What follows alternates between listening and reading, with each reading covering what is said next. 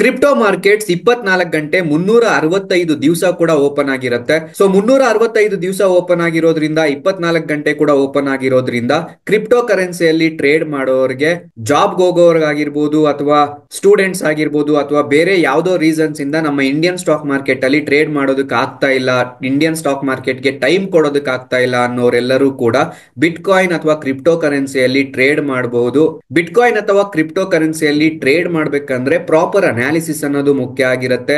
ಯಾವ ರೀತಿ ಅನಾಲಿಸಿಸ್ ಮಾಡಬೇಕು, ಚಾರ್ಟ್ ಯಾವ ರೀತಿ ನೋಡಬೇಕು, ಚಾರ್ಟ್ ಅನ್ನ ಯಾವ ರೀತಿ ರೀಡ್ ಮಾಡಿ ಪ್ರಾಪರ್ ಆಗಿ ಎಂಟ್ರಿ ಮತ್ತೆ ಎಕ್ಸಿಟ್ ಅನ್ನ ಎಲ್ಲಿ ತಗೊಬೇಕಾಗತ್ತೆ, ಜೊತೆಗೆ ಪ್ರಾಪರ್ ಸ್ಟ್ರಾಟಜಿಸ್ ಅನ್ನ ನಾವು ಬಿಲ್ಡ್ ಮಾಡಿಕೊಂಡು ಟ್ರೇಡ್ ಮಾಡೋದ್ರಿಂದ ಕ್ರಿಪ್ಟೋ ಕರೆನ್ಸಿಯಲ್ಲೂ ಕೂಡ ಒಳ್ಳೆ ಪ್ರಾಫಿಟ್ ಅನ್ನ ಮಾಡಬಹುದು.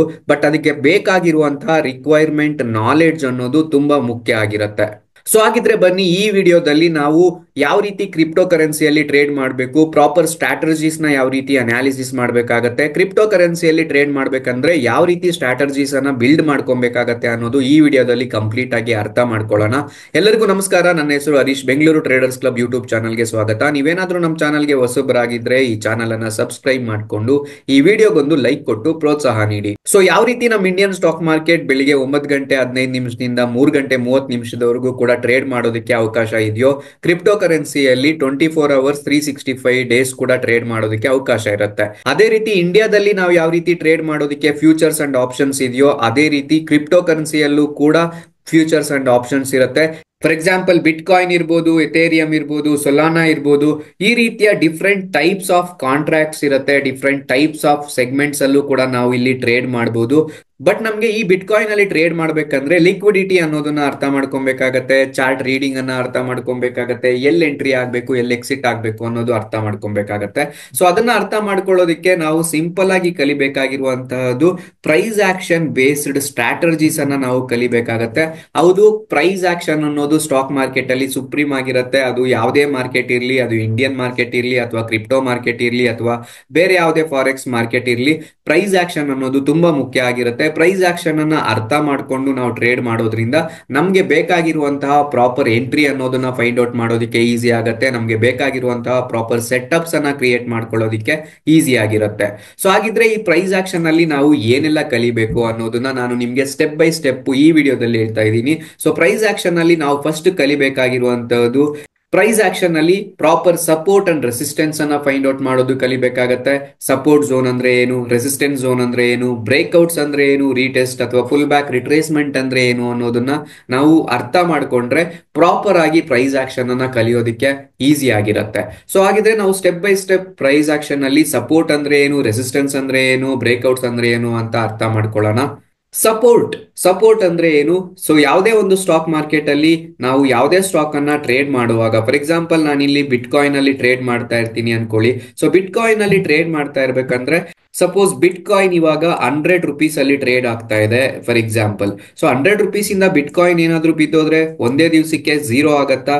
ಇಲ್ಲ, ಅದು ಖಂಡಿತ ಝೀರೋ ಆಗೋದಿಕ್ಕೆ ಚಾನ್ಸು ಇಲ್ಲ. ಯಾಕೆ ಅಂದ್ರೆ ಒಂದ್ ಸರ್ಟೇನ್ ಲೆವೆಲ್ ಅಲ್ಲಿ ಪ್ರಾಪರ್ ಆಗಿ ಸ್ಟಾಕ್ ಅಲ್ಲಿ ಬೀಳೋ ಟೈಮ್ ಅಲ್ಲಿ ಬೈಯರ್ಸ್ ಅನ್ನೋರು ಯಾರಿರ್ತಾರೆ ಅವರೆಲ್ಲ ಕೂಡ ಆಪರ್ಚುನಿಟಿಗಾಗಿ ವೆಯ್ಟ್ ಮಾಡ್ತಾ ಇರ್ತಾರೆ.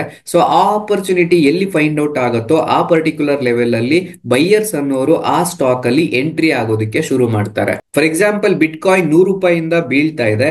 ಸೊ 100 ರೂಪಾಯಿಂದ ಬಿದ್ದು 90 ರೂಪಾಯಿವರೆಗೂ ಹೋಯ್ತು. ಸೊ 100 ರೂಪಾಯಿಂದ ಕೂಡ ಸೆಲ್ಲಿಂಗ್ ಪ್ರೆಷರ್ ಅನ್ನ ಕ್ರಿಯೇಟ್ ಮಾಡ್ಕೊಂಡಿತ್ತು.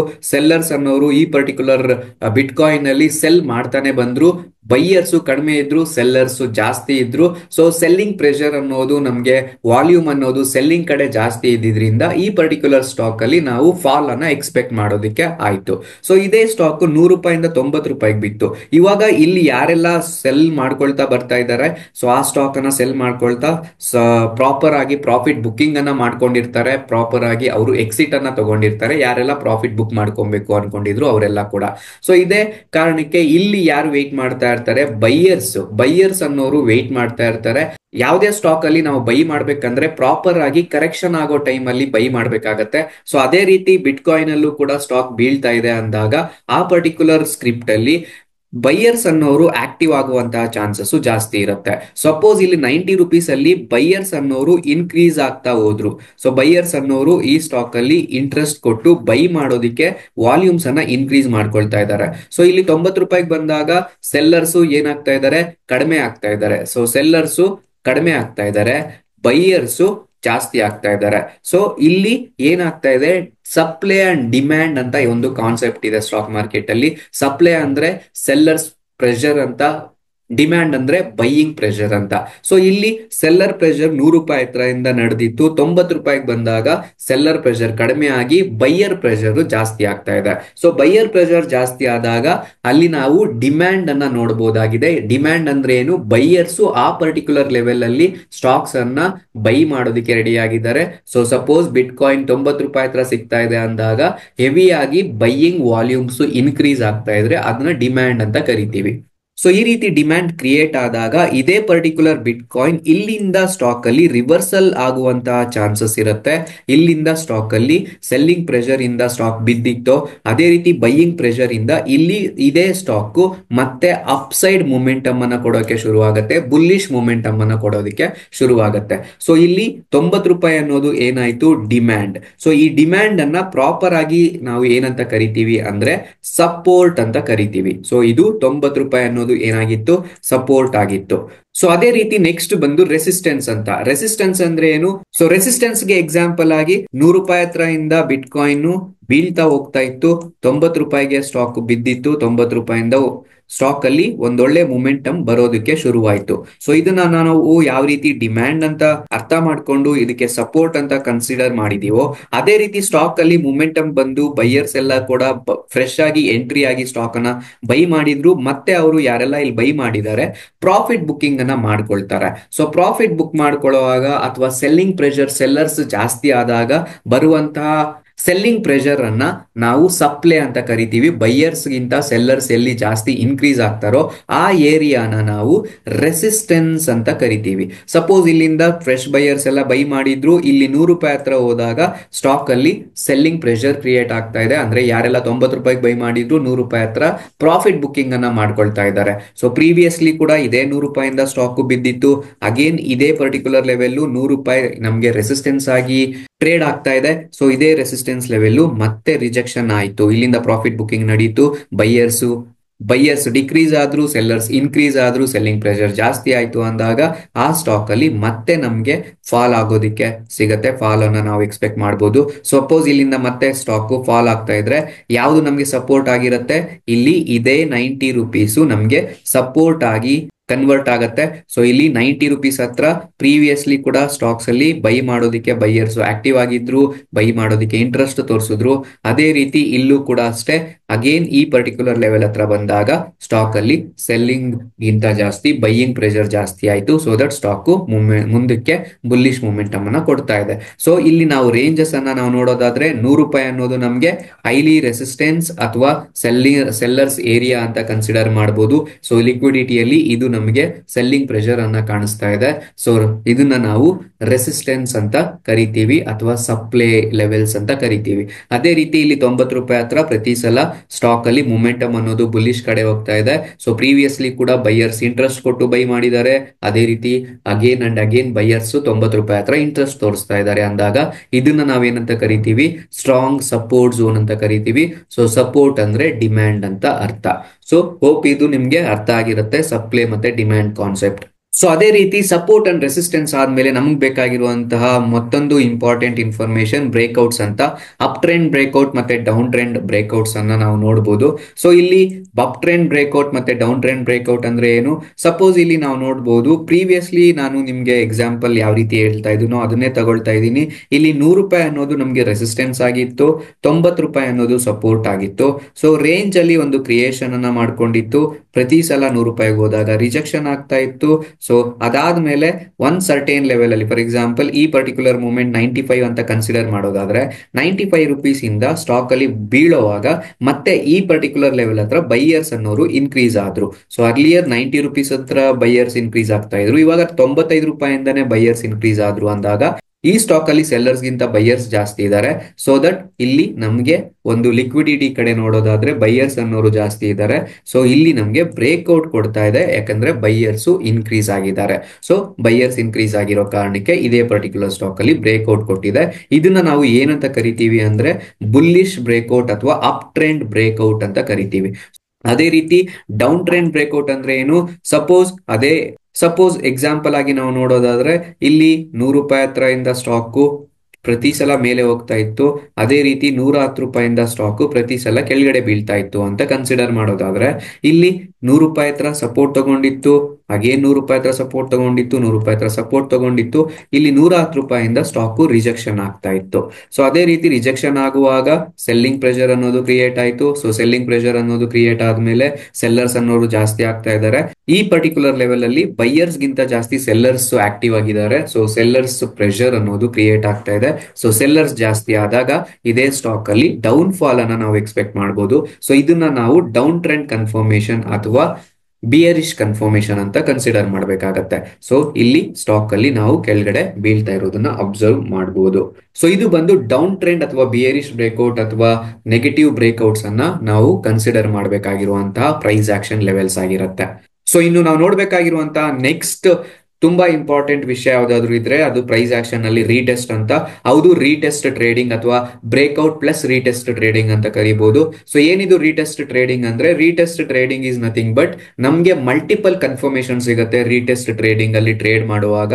ಸೊ ಯಾವ ರೀತಿ ರೀಟೆಸ್ಟ್ ಟ್ರೇಡಿಂಗ್ ಅಲ್ಲಿ ಟ್ರೇಡ್ ಮಾಡುವಾಗ ಮಲ್ಟಿಪಲ್ ಕನ್ಫರ್ಮೇಶನ್ ಬೇಕು ಅಂತ ನಾವು ನೋಡೋದಾದ್ರೆ, ಸ್ಟಾಕ್ ಮಾರ್ಕೆಟ್ ಅಲ್ಲಿ ಟ್ರೇಡ್ ಮಾಡುವಾಗ ಮ್ಯಾನಿಪುಲೇಷನ್ ಅನ್ನೋದು ಸರ್ವೇ ಸಾಮಾನ್ಯ. ಸೊ ಮ್ಯಾನಿಪುಲೇಷನ್ ಅಂದ್ರೆ ಏನು? Manipulation is nothing but fake breakouts ಗೆ ಬಲಿಯಾಗುವಂತದ್ದು. ಟ್ರೇಡರ್ಸ್ ಗೆ ತುಂಬಾ ಜನ ಒಳ್ಳೆ ಫ್ರೆಶ್ ಬ್ರೇಕ್ಔಟ್ ಬಂದಿರುತ್ತೆ. ಸೊ ಬ್ರೇಕ್ಔಟ್ ಬಂದಿದೆ ಅಂತ ಖಂಡಿತ ಅದರಲ್ಲಿ ನಾವು ಎಂಟ್ರಿ ತಗೊಂಡಿರ್ತೀವಿ. ಎಂಟ್ರಿ ತಗೊಂಡಿದ ತಕ್ಷಣ ಸ್ಟಾಕ್ ಅಲ್ಲಿ ರಿವರ್ಸ್ ಆಗೋಗುತ್ತೆ.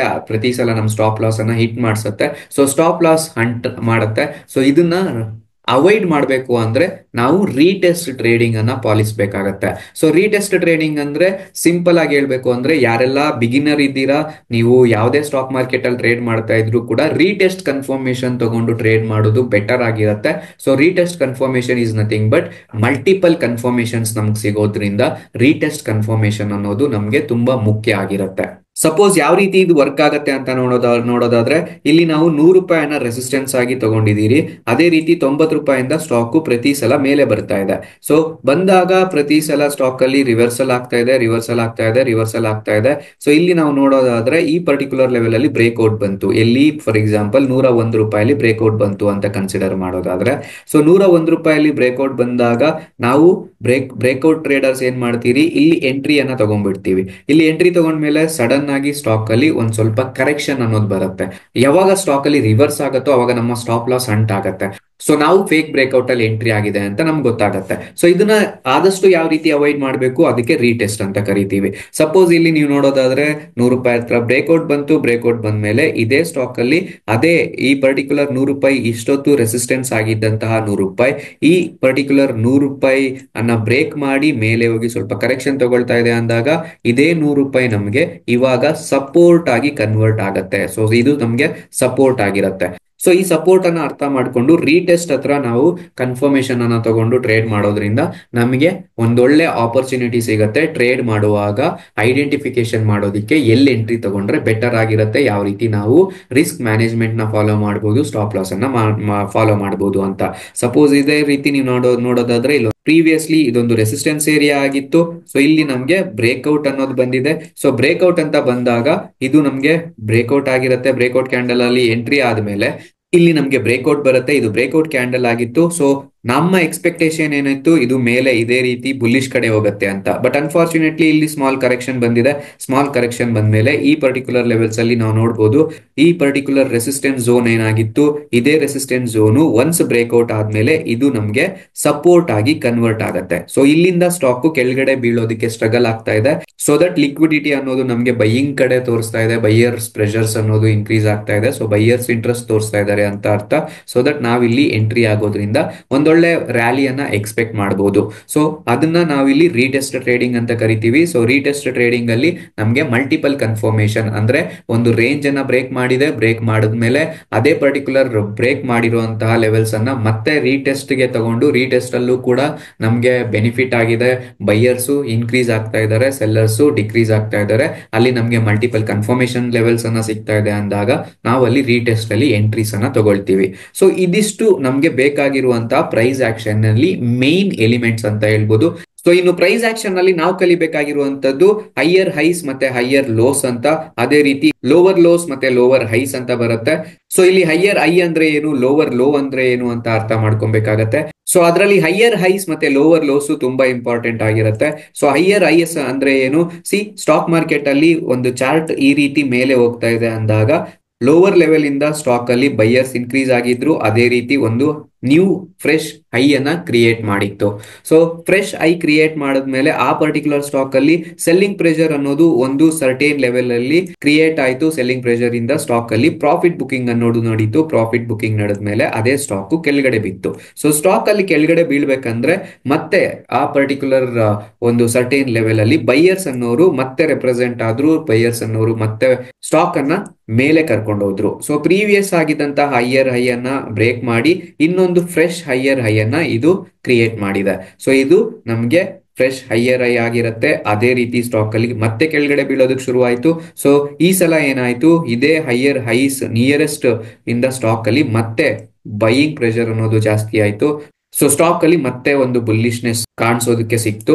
ಸೊ ಇವಾಗ ಏನಾಯ್ತು, ಮತ್ತೆ ಈ ಪ್ರೀವಿಯಸ್ ಹೈಯರ್ ಹೈನ ಬ್ರೇಕ್ ಮಾಡಿರೋದ್ರಿಂದ ಸ್ಟಾಕ್ ಅಲ್ಲಿ ಮತ್ತೆ ಮೊಮೆಂಟಮ್ ಅನ್ನೋದು ಪಾಸಿಟಿವ್ ಹೋಯ್ತು. ಸೊ ಈ ರೀತಿ ಇದ್ದಾಗ ಮಾರ್ಕೆಟ್ ಸೆಂಟಿಮೆಂಟ್ ಅನ್ನ ನಾವು ಬುಲ್ಲಿಶ್ ಮಾರ್ಕೆಟ್ ಸೆಂಟಿಮೆಂಟ್ ಅಂತ ಕರಿಬೇಕಾಗತ್ತೆ. So bullish market sentiment higher high higher ಲೋನ ಮಾಡ್ತು, ಫ್ರೆಶ್ ಹೈಯರ್ ಹೈ ಅನ್ನ ಮಾಡ್ತು, ಮತ್ತೆ ಇನ್ನೊಂದು ಫ್ರೆಶ್ ಹೈಯರ್ ಹೈ ಅನ್ನ ಮಾಡ್ತು. So followed by higher low ಅಂತ ಹೇಳ್ಬೋದು. ಸೊ ಇದಾಗಿದ್ರೆ ಇನ್ನು ಹೈಯರ್ ಲೋಸ್ ಬಂದು ಒಂದು ಪರ್ಟಿಕ್ಯುಲರ್ ಲೆವೆಲ್ ಇಂದ ಸ್ಟಾಕ್ ಅಲ್ಲಿ ಲೋವರ್ ಸೈಡ್ ಗೆ ನೋಡೋದಕ್ಕೆ ಸಿಕ್ತು, ಅಂದ್ರೆ ಕೆಳಗಡೆ ಬಿತ್ತಿದ ಸ್ಟಾಕ್ ಮತ್ತೆ ಸರ್ಟೇನ್ ಲೆವೆಲ್ ಅಲ್ಲಿ ಒಂದು ಬೌನ್ಸ್ ಬ್ಯಾಕ್ ಆಯ್ತು. ಸೊ ಇದು ನಮ್ಗೆ ಏನಾಗಿತ್ತು, ಫ್ರೆಶ್ ಸಪೋರ್ಟ್ ಆಯ್ತು. ಸೊ ಅದೇ ರೀತಿ ಲೋವರ್ ಲೋ ಇಂದ ಮತ್ತೆ ಸ್ಟಾಕ್ ಈ ಲೋವರ್ ಲೋನ ಬ್ರೇಕ್ ಮಾಡ್ತು ಅಂತ ಹೇಳ್ಬೋದು. ಸೊ ಲೋವರ್ ಲೋನ ಬ್ರೇಕ್ ಮಾಡ್ತು ಯಾವ್ದ್ರಿಂದ, ಲೋವರ್ ಹೈ ಕಡೆಯಿಂದ ಲೋವರ್ ಲೋನ ಬ್ರೇಕ್ ಮಾಡಿ ಮತ್ತೆ ಫ್ರೆಶ್ ಲೋವರ್ ಲೋ ಕ್ರಿಯೇಟ್ ಆಯ್ತು. ಸೊ ಇವಾಗ ಮತ್ತೆ ಸ್ಟಾಕ್ ಅಲ್ಲಿ ಒಂದ್ ಸ್ವಲ್ಪ ಬೌನ್ಸ್ ಬ್ಯಾಕ್ ಆಯ್ತು, ಅಗೇನ್ ಲೋವರ್ ಲೋನ ಸ್ಟಾಕ್ ಬ್ರೇಕ್ ಮಾಡ್ತು. ಸೊ ಇವಾಗ ಇದು ಲೋವರ್ ಲೋ ಆಗಿತ್ತು, ಇದು ಲೋವರ್ ಹೈ ಆಗಿರತ್ತೆ.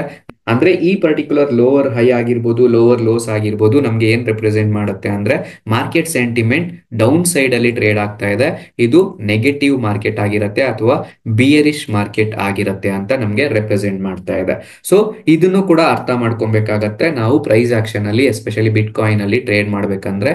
ಸೊ ಯಾವ ರೀತಿ ಅದನ್ನ ಚಾರ್ಟ್ ಅಲ್ಲಿ ಅರ್ಥ ಮಾಡ್ಕೊಳ್ಳೋದು ಅಂತ ನಾವು ನೋಡೋದಾದ್ರೆ, ಪ್ರೀವಿಯಸ್ಲಿ ಬಿಟ್ ಕಾಯಿನ್ ಅಲ್ಲಿ ಒಂದೊಳ್ಳೆ ರ್ಯಾಲಿ ಬಂದಿತ್ತು. ಸೊ ರ್ಯಾಲಿ ಬಂದ್ಮೇಲೆ ಈ ಪರ್ಟಿಕ್ಯುಲರ್ ಲೆವೆಲ್ ಅಲ್ಲಿ ನಾವು ನೋಡಬಹುದು ಪ್ರಾಫಿಟ್ ಬುಕಿಂಗ್ ಅನ್ನೋದು ನಡೆದಿದೆ. ಇದು ಬಂದು ಫ್ರೆಶ್ ಹೈಯರ್ ಹೈಸ್ ಅಂತ ಕನ್ಸಿಡರ್ ಮಾಡೋದಾದ್ರೆ, ಸೊ ಇದನ್ನೇ ನಾವು ಚಾರ್ಟ್ ಅಲ್ಲಿ ಯಾವ ರೀತಿ ನೋಡೋದು ಅಂತ ನೋಡೋದಾದ್ರೆ, ಪ್ರೀವಿಯಸ್ಲಿ ಒಂದು ಬಿಟ್ ಕಾಯಿನ್ ಅಲ್ಲಿ ಒಳ್ಳೆ ರ್ಯಾಲಿ ಬಂದಿದೆ. ರ್ಯಾಲಿ ಬಂದ್ಮೇಲೆ ನೀವು ನೋಡ್ಬೋದು ಇಲ್ಲಿ ಈ ಪರ್ಟಿಕ್ಯುಲರ್ ಲೆವೆಲ್ ಅಲ್ಲಿ ರ್ಯಾಲಿಯನ್ನ ಒಂದು ಪ್ರಾಫಿಟ್ ಬುಕಿಂಗ್ ನಡೆದಿದೆ, ಸ್ಮಾಲ್ ಕರೆಕ್ಷನ್ ಆಯ್ತು. ಸೊ ಇದು ಬಂದು ನಮ್ಗೆ ಹೈಯರ್ ಹೈ ಆಗಿತ್ತು. ಸೊ ಇದೇ ಹೈಯರ್ ಹೈ ಬಂದು ಇಲ್ಲಿ ಬ್ರೇಕ್ ಮಾಡ್ತು, ಮತ್ತೆ ಬ್ರೇಕ್ ಮಾಡಿ ಹೊಸ ಹೈಯರ್ ಹೈ ಅನ್ನ ನಾವು ನೋಡ್ತಾ ಇದೀವಿ. ಸೊ ಹೊಸ ಹೈಯರ್ ಹೈ ಇಂದ ಮತ್ತೆ ಇನ್ನೊಂದು ಹೈಯರ್ ಲೋನ ಟಚ್ ಮಾಡಿ ಅದೇ ಹೈಯರ್ ಲೋ ಇಂದ ಸ್ಟಾಕ್ ಅಲ್ಲಿ ಒಂದು ಮೊಮೆಂಟಮ್ ಸಿಕ್ಕಿ ಇಲ್ಲಿಂದ ಸ್ಟಾಕ್ ಅಲ್ಲಿ ಲೋವರ್ ಸೈಡ್ ಗೆ ಮೊಮೆಂಟಮ್ ನಾವು ನೋಡ್ತಾ ಇದ್ದೀವಿ. ಸೊ ಇಲ್ಲಿ ನಾವು ನೋಡೋದಾದ್ರೆ ಇದೇ ಪರ್ಟಿಕ್ಯುಲರ್ ಸ್ಟಾಕ್ ಅಲ್ಲಿ ಬಿಟ್ ಕಾಯಿನ್ ಅಲ್ಲಿ ನಾವು ಒಂದು ಡೌನ್ ಸೈಡ್ ಫಾಲ್ ಅನ್ನ ನೋಡಿದೀವಿ. ಅದೇ ರೀತಿ ಇಲ್ಲಿ ಮತ್ತೆ ಒಂದ್ ಸ್ವಲ್ಪ ಕರೆಕ್ಷನ್ ಅಲ್ಲಿ ಮತ್ತೆ ಸ್ಟಾಕ್ ಅಲ್ಲಿ ಒಂದು ಬೌನ್ಸ್ ಬ್ಯಾಕ್ ಆಯ್ತು, ಲೋವರ್ ಹೈ ಆಗಿದೆ. ಅದೇ ರೀತಿ ಇದು ನಮ್ಗೆ ಲೋವರ್ ಲೋ ಆಗಿರುತ್ತೆ. ಸೊ ಇಲ್ಲಿ ನಾವು ಇದನ್ನ ಅರ್ಥ ಮಾಡ್ಕೊಂಡು ಮತ್ತೆ ಬೌನ್ಸ್ ಬ್ಯಾಕ್ ಆಯ್ತು. ಸೊ ದಟ್ ಸ್ಟಾಕ್ ಅಲ್ಲಿ ಮೊಮೆಂಟಮ್ ಅನ್ನೋದು ಪಾಸಿಟಿವ್ ಕಡೆ ಹೋಗ್ತಾ ಇದೆ. ಸೊ ಅದಕ್ಕೂ ಮುಂಚೆ ನಾವೇನಾದ್ರೂ ಒಂದು ಕ್ರಿಪ್ಟೋ ಕರೆನ್ಸಿಯಲ್ಲಿ ಟ್ರೇಡ್ ಮಾಡ್ಬೇಕಂದ್ರೆ ನಮ್ಗೆ ಅಪ್ರೂವ್ಡ್ ಇಂಡಿಯನ್ ಸ್ಟಾಕ್ ಬ್ರೋಕರ್ ಬೇಕಾಗತ್ತೆ. So Indian approved stock broker ಯಾವ್ದಾದ್ರು ಇದ್ರೆ ಅದು ಡೆಲ್ಟಾ ಎಕ್ಸ್ಚೇಂಜ್ ಇಂಡಿಯಾ ಅಂತ ಹೇಳ್ಬೋದು. ಸೊ ಡೆಲ್ಟಾ ಎಕ್ಸ್ಚೇಂಜ್ ಇಂಡಿಯಾದಲ್ಲಿ ನೀವು ಟ್ರೇಡಿಂಗ್ ಅಕೌಂಟ್ ಅನ್ನು ಓಪನ್ ಮಾಡಿ ಕ್ರಿಪ್ಟೋ ಕರೆನ್ಸಿಯಲ್ಲಿ ಈಸಿಯಾಗಿ ಟ್ರೇಡ್ ಮಾಡಬಹುದು. ಸೊ ಇದರ ರಿಜಿಸ್ಟ್ರೇಷನ್ ಲಿಂಕ್ ನಾನು ನಮ್ಮ ಡಿಸ್ಕ್ರಿಪ್ಷನ್ ಅಲ್ಲಿ ಕೊಟ್ಟಿರ್ತೀನಿ, ಈಗಲೇ ಚೆಕ್ ಮಾಡಿ. ಇನ್ನು ನಿಮ್ಗೆ ಏನಾದ್ರೂ ಡೆಲ್ಟಾ ಎಕ್ಸ್ಚೇಂಜ್ ನ ಯಾವ ರೀತಿ ಯೂಸ್ ಮಾಡೋದು ಗೊತ್ತಿಲ್ಲ ಅಂತ ಇದ್ರೆ ನಾನೊಂದು ಲಿಂಕ್ ಅನ್ನ ಕೊಟ್ಟಿರ್ತೀನಿ, ಆ ವಿಡಿಯೋನ ಕಂಪ್ಲೀಟ್ ಆಗಿ ನೋಡಿದ್ರೆ ನಿಮ್ಗೆ ಡೆಲ್ಟಾ ಎಕ್ಸ್ಚೇಂಜ್ ಇಂಡಿಯಾ ಮತ್ತೆ ಕ್ರಿಪ್ಟೋ ಕರೆನ್ಸಿ ಅಂದ್ರೆ ಏನು, ಡೆಲ್ಟಾ ಎಕ್ಸ್ಚೇಂಜ್ ಯೂಸ್ ಮಾಡ್ಕೊಂಡು ಯಾವ ರೀತಿ ಬೈ ಮತ್ತೆ ಸೆಲ್ ಮಾಡಬಹುದು, ಅದರ್ ಆಲ್ ಫ್ಯೂಚರ್ಸ್ ನಾನು ಆ ಬೇಸಿಕ್ಸ್ ವಿಡಿಯೋದಲ್ಲಿ ಹಾಕಿರ್ತೀನಿ, ನೀವು ಚೆಕ್ ಮಾಡ್ಕೋಬಹುದು. ಕಂಪ್ಲೀಟ್ ಬೇಸಿಕ್ಸ್ ನಿಮ್ಗೆ ಅರ್ಥ ಆಗತ್ತೆ. ಸೊ ಮಿಸ್ ಮಾಡದೆ ಆ ವಿಡಿಯೋನ ಒಂದ್ಸಲ ನೋಡಿ.